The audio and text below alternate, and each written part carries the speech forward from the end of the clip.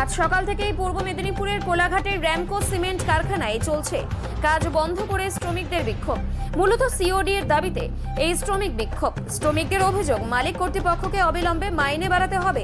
2019 সাল থেকে বাড়ি ভাড়া 1,500 টাকা বন্ধ করে দিয়েছে কর্তৃপক্ষ, তাই এই টাকা চালু করতে হবে। এরকম একাধিক দাবিতে সকাল থেকেই কাজ বন্ধ রেখে বিক্ষোভ দেখাচ্ছেন। মোট এই কারখানায় 415 জন শ্রমিক কর্মরত আছেন। সকাল থেকে প্রত্যেকেই কাজ বন্ধ রেখে বিক্ষোভ অবস্থান করছেন।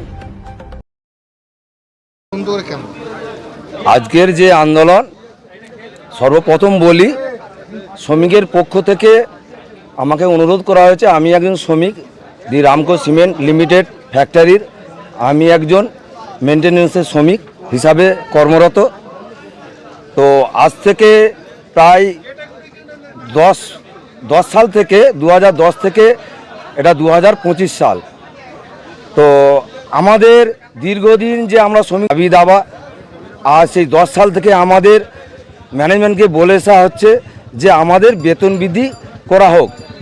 এমতো অবস্থায় ম্যানেজমেন্টকে আমরা বহুবার বলেছি, যে কোনো পর্যায়ে অনেক পর্যায়ে আমরা বসেছি, ম্যানেজমেন্টের সঙ্গে সহমত পোষণ করেছে, দিবে করে আমাদের যে ন্যায্য দাবি সেইগুলো আজ 25 সাল পর্যন্ত, 10 সাল থেকে 25 সাল পর্যন্ত কোনো আমাদের ন্যায্য দাবি দেওয়া হয়নি।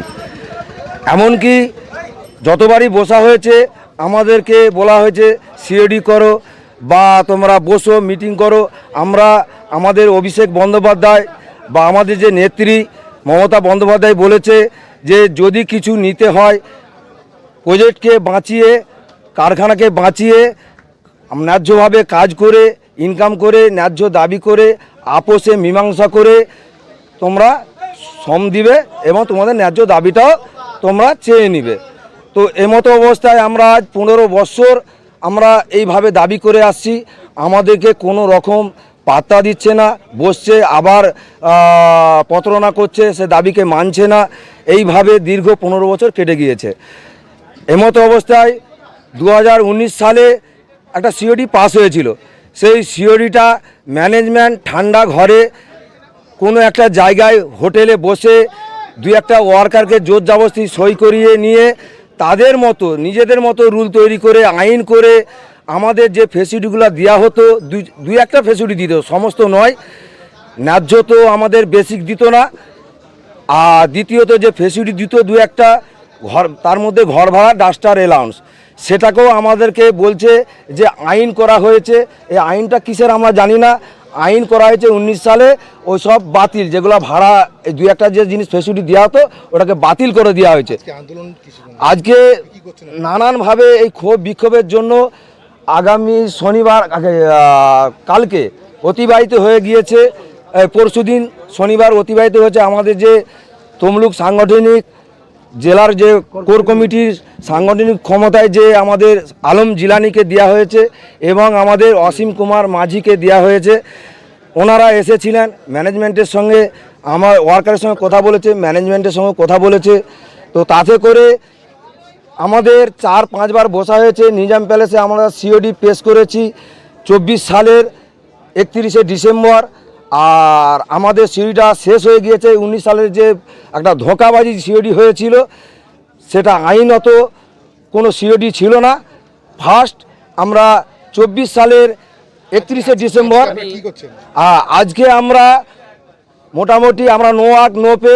আমাদের দাবি হচ্ছে আমাদেরকে প্রত্যেক ওয়ার্কারকে আমাদের এবং ন্যায্য যে দাবি দাবাগুলো করেছি সেইগুলো আমাদের দিতে হবে ইমিডিয়েট। আজকে যদি আমাদেরকে নিয়ে বসা হয়, ম্যানেজমেন্ট যে আমাদেরকে সমঝোতা করে, তাহলে আমরা প্রত্যেকেই যে যার কাজে আমরা ঢুকে যাব, ঢুকে আমরা কাজকর্ম করব।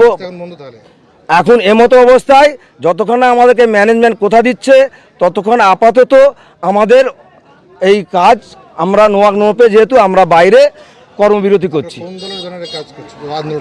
আমরা আইএনটিটিইউসির ইউনিয়নের পক্ষে আমরা কাজ করছি। আমার নাম শেখ মুজিবুর রহমান। নমস্কার। সদ্য আমাদের ট্রেড ইউনিয়ন আইএনটিটিইউসির তমলুক শাখা সংগঠনের পক্ষ থেকে আমরা দীর্ঘদিন এখানে বসেছিলাম আমাদের একটা সিওডির ব্যাপারে। আমরা দীর্ঘ 6 মাস এই সিওডি নিয়ে আমরা নিজাম প্যালেস গিয়েছিলাম, কিন্তু সে অবস্থাতে আমাদের সিওডিটা কোনো কারণে আমাদের পার্টি নেতৃত্ব হোক যে কারণে হোক, ওটা আমাদের এখন ঠান্ডা ঘরে চলে গেছে। তো আগামী দিনে আমরা শ্রমিক সংগঠনকে বলেছি, আমাদের মধ্যে কেউ আমরা রাজনৈতিক হিরো বা কেউ জিরো হতে আসিনি।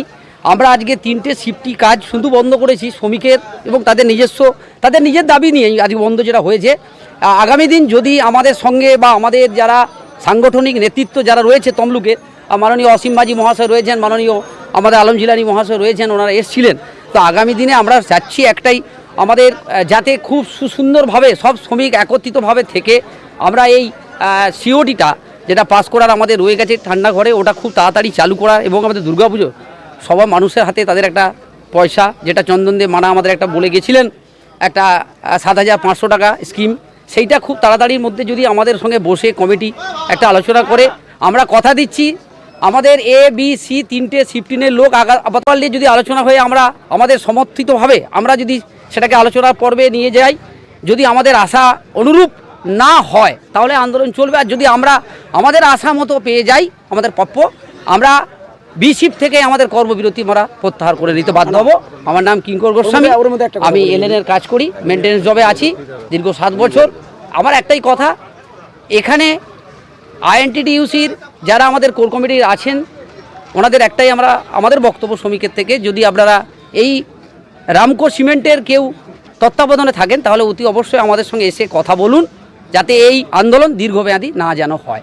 ধন্যবাদ।